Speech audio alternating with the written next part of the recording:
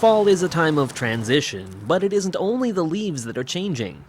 This is often the time of year when people's health takes a turn for the worse. So far, cross our fingers, the weather's been great, but as we get into the colder months, it does get a lot busier, and we start to see a lot more cold and flu and those kinds of things happening. Steve Robertson is an associate owner and pharmacist at Shoppers Drug Mart in the Centre Mall.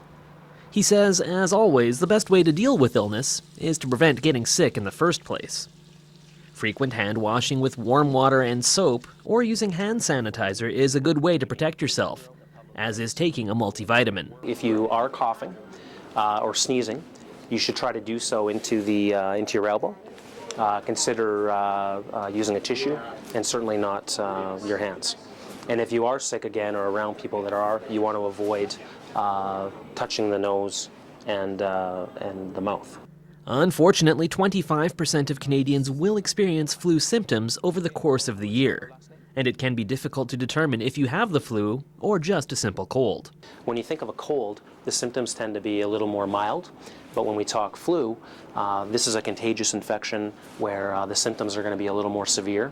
You're going to see fever, and you're going to see things like those body aches and pains, and symptoms typically last around a week.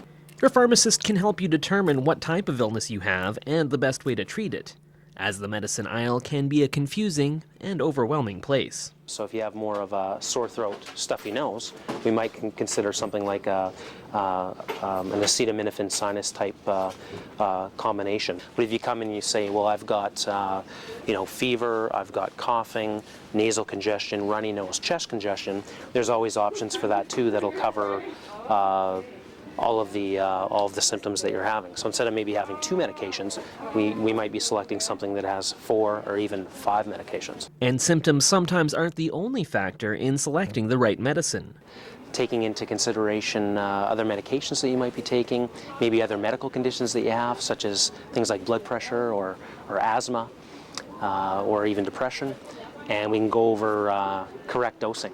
This is also a good time of year to clean out the expired medicine in your cabinet, which can be brought to Shoppers locations for safe disposal.